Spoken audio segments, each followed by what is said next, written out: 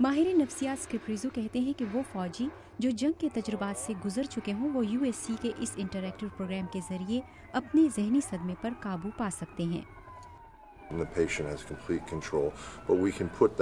مریض اپنے آپ پر مکمل قابو پا سکتا ہے، لیکن ہم اسے ایک ایسے ماحول سے روشناس کروا سکتے ہیں جہاں وہ اپنے المناک مشاہدات سے نکل سکے، اور اس طریقے سے مریض کو موقع دیا جاتا ہے کہ وہ ان صدموں کا مقابلہ کر سکے اور اس سے حاصل ہونے والے تجربات سے جذباتی طور پر خود کو ہم آہنگ کر سکے۔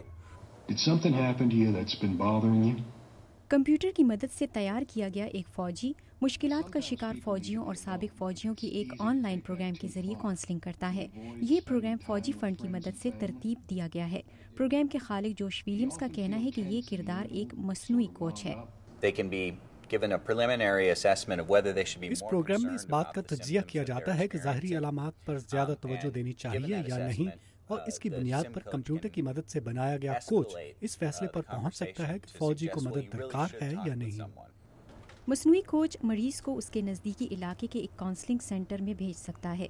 اس طرح کے ایک اور پروگرام میں نوآموز تھراپسٹ کمپیوٹر کی مدد سے بنائے گئے ایسے فوجیوں کا مطالعہ کرتے ہیں جو حادثوں کے ذہنی دباؤ کا شکار ہوں۔ ہم آواز کو پہچاننے والی ٹیکنالوجی کا استعمال کرتے ہیں۔ جیسے ہی آپ اپنے کردار سے بات کرتے ہیں وہ آپ کی گفتگو پہچان لیتا ہے، جسے سسٹم محفوظ کر لیتا ہے اور آپ کے سوال کا جواب مناسب انداز میں دیتا ہے۔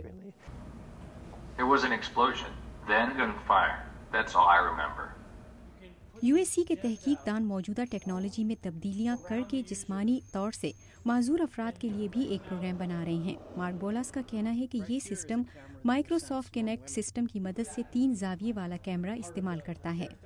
مثال کے طور پہ آپ ایک مشق کے ذریعے جسمانی توازن قائم کرنے کی کوشش کر رہے ہیں، تو یہ 3 زاویوں والا کیمرہ جلد ہی اس بات کا تعین کر سکتا ہے کہ آپ کے دونوں ہاتھ مناسب جگہ پر پہنچ رہے ہیں یا نہیں۔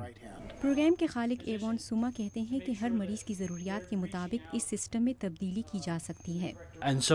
لہٰذا تھراپسٹ اس بات کا صحیح اندازہ لگا سکتا ہے کہ مریض اس گیم میں کس طرح شامل ہوگا اور پھر وہ اسے کھیل سکتے ہیں۔ تحقیق دان اسکپ ریزو کہتے ہیں کہ یہ سینٹر دانشوروں، ہالی ووڈ اور فوج سے بھی رہنمائی حاصل کرتا ہے۔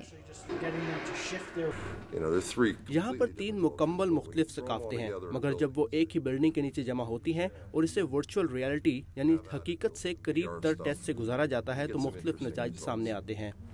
ریزو کہتے ہیں کہ یہ پروگرام انسانی کونسلنگ کی جگہ نہیں لے سکتے، لیکن اس کی مدد سے تھراپسٹ کو اضافی مدد حاصل ہو جاتی ہے۔ پروڈیوسر مائک اوسلیون کے ساتھ نیلوفر مغل، اردو VOA۔